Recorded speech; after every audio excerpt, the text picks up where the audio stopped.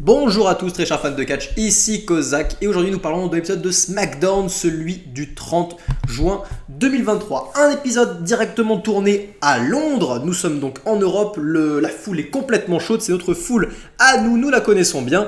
J'espère que vous étiez présents, tant mieux pour vous si vous étiez présents là-bas, et tant mieux pour vous si vous allez à Money in the Bank en live, je vous envie. Le show s'ouvre avec les champions par équipe qui sont défendus, Sami Zayn et Kevin Owens défendent face à Pretty Deadly. Pretty Deadly, ils ont eu cette opportunité les semaines précédentes avec des matchs plutôt sympathiques. Je vous ai déjà parlé souvent de cette équipe. C'est une équipe que je trouve très prometteuse, qui a un bon travail de heal, un bon work de heal. Ce que je n'aime pas trop, c'est que j'ai peur que leur gimmick prenne trop de place. Parce qu'ils ont quand même un gimmick plutôt voyant, plutôt grandiloquent, un peu too much. Mais ils ont beaucoup de potentiel et ils font du bon travail. Et ils utilisent bien toutes les différentes techniques de heal pour mettre over à l'adversaire. Et on est face à un match qui est tout à fait classique, du match sympathique WWE absolument classique avec des hot tags pour les babyface, les heals qui font du travail. On est sur un match classique comme pas possible, mais pas mauvais pour un sou.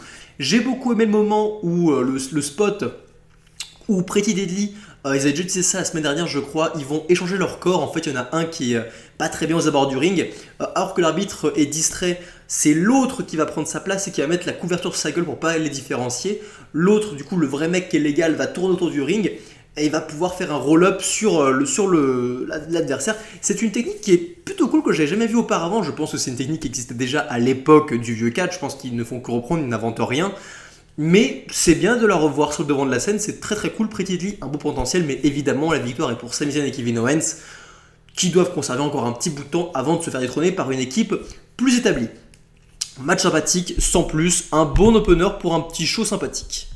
Et la suite, c'est Austin Theory, le champion des États-Unis, qui se bat contre Ridge Holland. Si Ridge Holland remporte ce combat, il aura une opportunité pour le titre plus tard.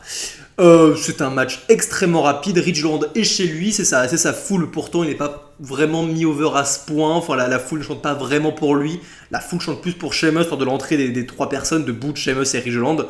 Le frigo Ridge Holland n'a pas été respecté, il a été battu en même pas 5 minutes je crois par un dropkick. J'ai rien à dire de plus. Austin Theory toujours aussi cool en tant que champion, c'est un magnifique champion, mais oui, là le frigo n'a pas été respecté et surtout pas chez lui. Et encore un match, décidément, est-ce qu'on est bien à la WWE? 3 matchs qui s'enchaînent, 3 matchs de qualité? Non, pas vraiment, pas des matchs de qualité, on va pas se mentir.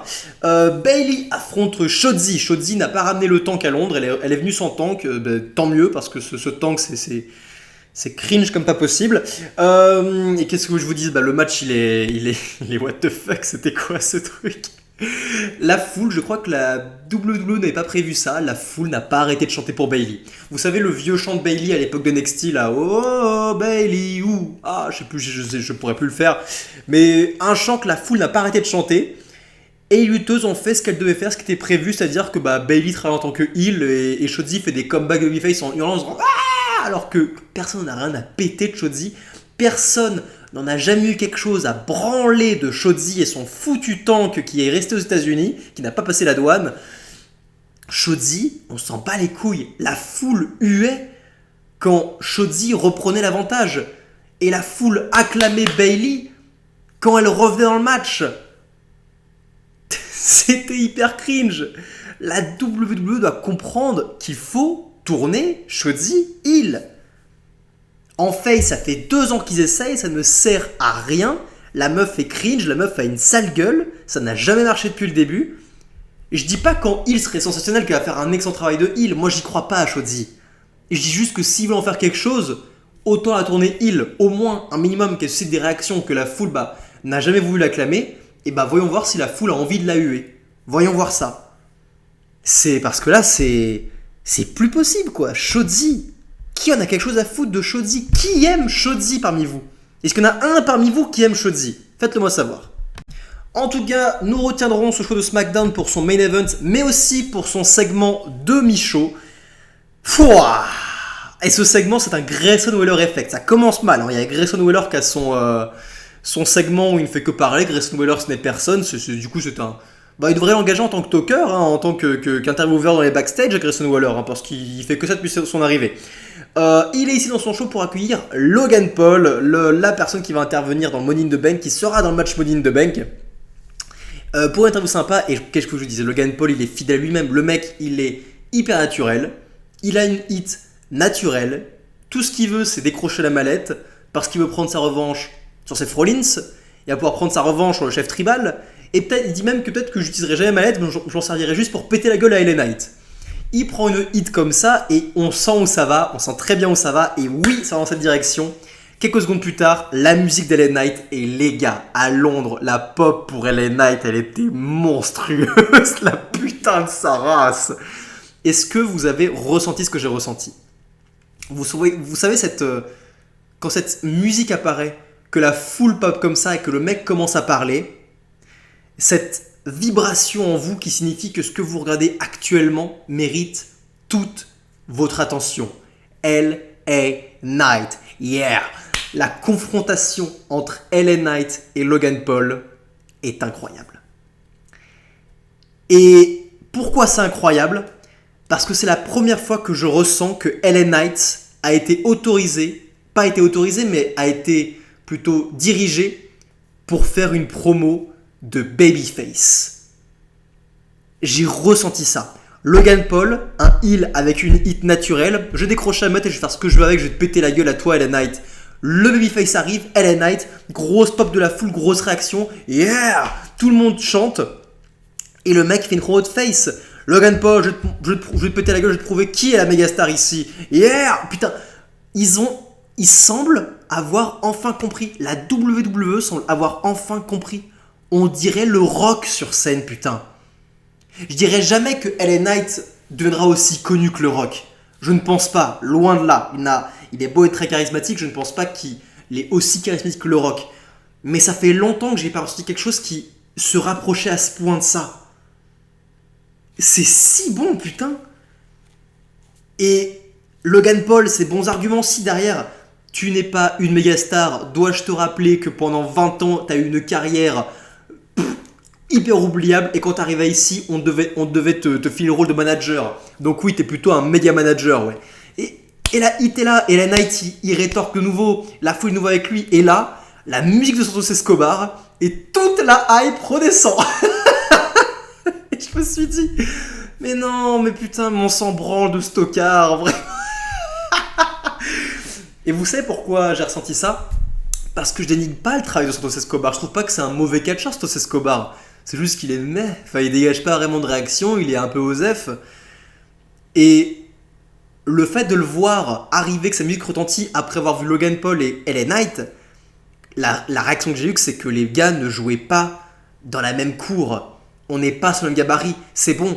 LA Knight n'a plus rien à foutre auprès des mid-carders. C'est bon. Si cette lancée continue, s'il remporte Money in the Bank, que sa hype, son momentum continue, il n'a plus rien à faire avec les mid-carders. Il va s'établir et il pourra jouer, côtoiser les main eventers et être considéré comme un main eventer. C'est bon, on peut y passer, on peut y aller. Et vous savez ce que je me suis dit ensuite après, parce qu'après du coup Butch aussi est arrivé, tout le monde s'est frité la gueule, après il y a eu un match qui s'est organisé. Donc Santos Escobar contre Butch contre LA Knight dans un triple threat. Pas grand chose à dire sur le match, hein, c'est du triple threat WWE habituel.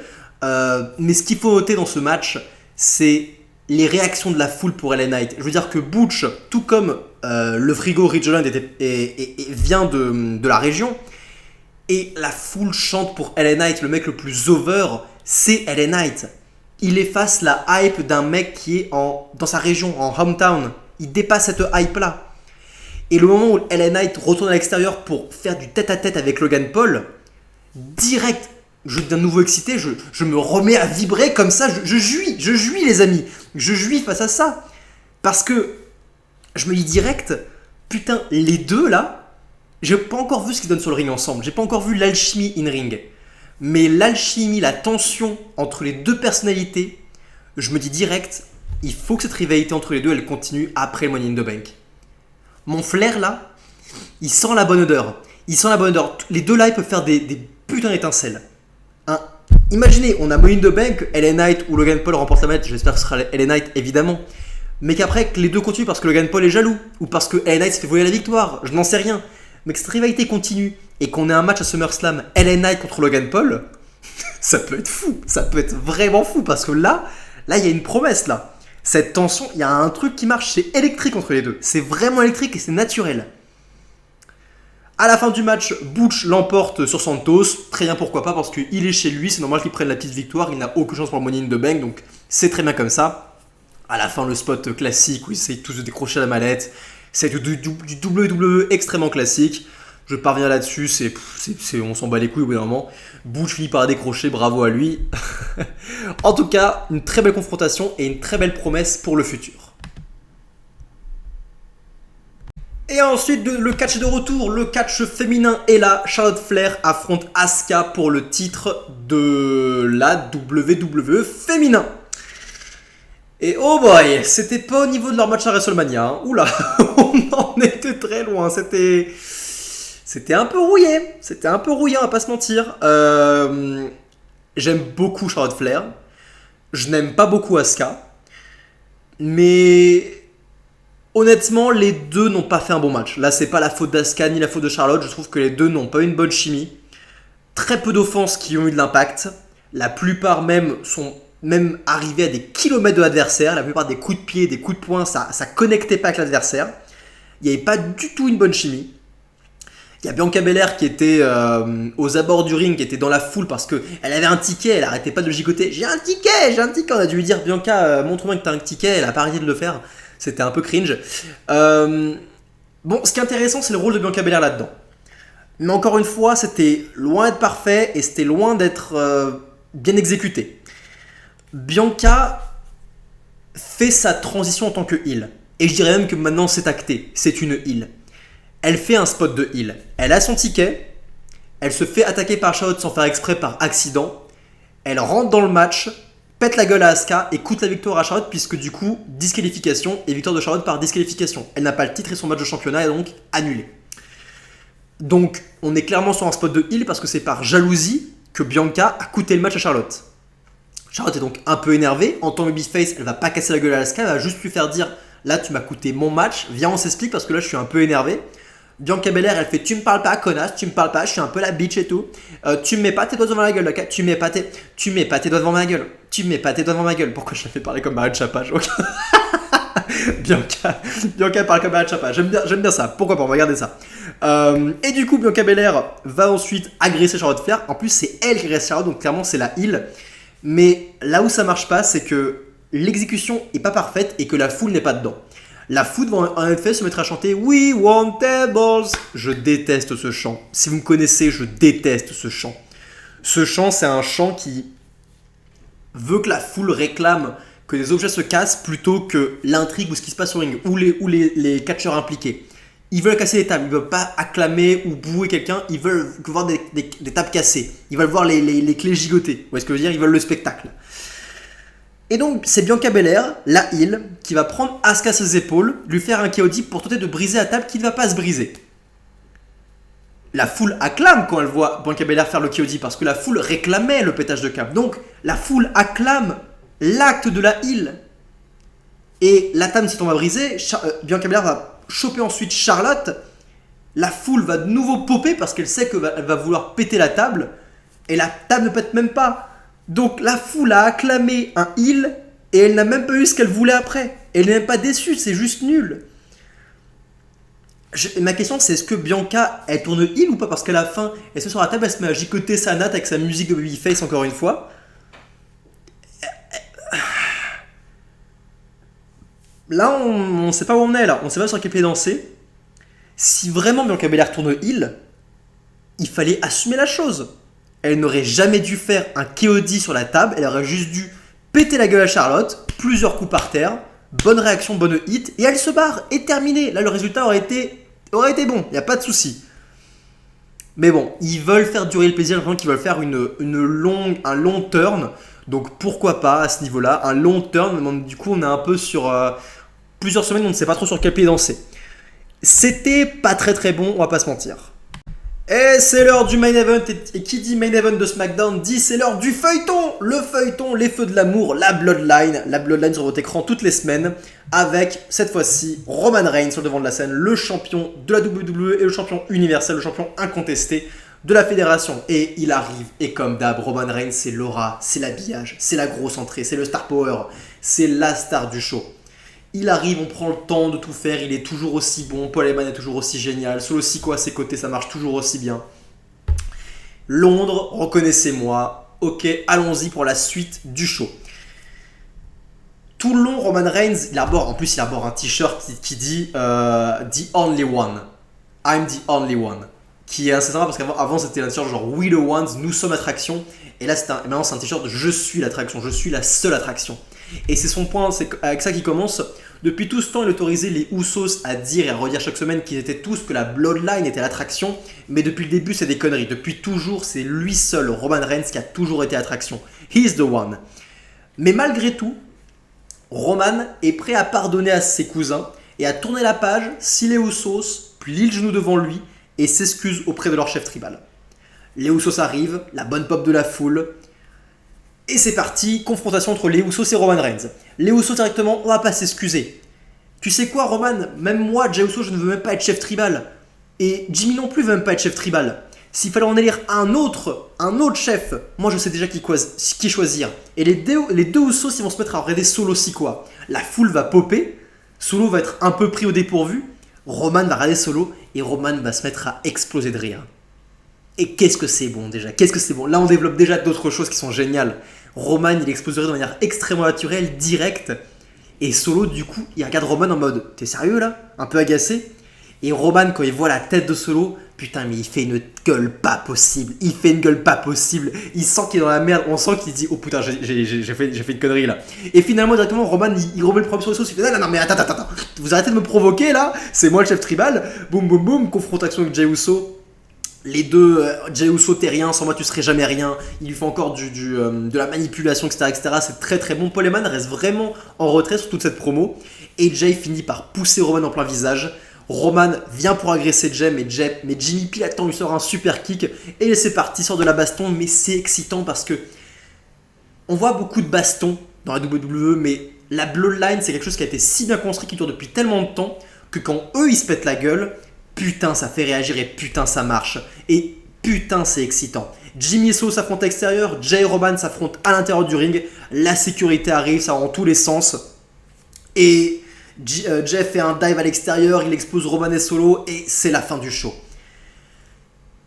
Et c'était très bien, putain c'était excitant. Comme d'hab, la Bloodline c'est toujours hyper excitant et ça donne envie de voir la guerre civile à Money in the Bank. On se demande ce qui va se passer là-bas. Et vous savez quoi, c'est comme je le disais, c'est que il n'y aura pas de scénario décevant après toute cette construction qui a été bien établie et ce développement riche des personnages. Il n'y aura pas de mauvais scénario. Quoi qu'il arrive, quoi qu'il se passe, la WWE pourra toujours rebondir sur absolument n'importe quoi avec ces gars-là. Parce qu'ils ont bien construit et parce que c'est de la bonne merde. C'est de la bonne merde. Ici, c'est un good shit. C'est ça un bon programme, putain. Les mecs ont tellement établi les choses correctement qu'ils peuvent faire absolument n'importe quoi et ce sera toujours bien et on sera toujours aussi investi parce que c'est le feuilleton favori depuis des putains de semaines et que c'est bien et que ça a des stars à l'intérieur et que Roman Reigns est génial et que Solo Sikoa est génial et que même les Usos sont plutôt bons aussi, que Paul Heyman est brillant. Bref, un SmackDown qu'on retiendra pour la qualité de ce segment mais surtout pas pour ces matchs qui étaient au mieux pas mal. C'est tout pour moi, c'était Kozak. Prenez soin de vous, bande de fans de catch.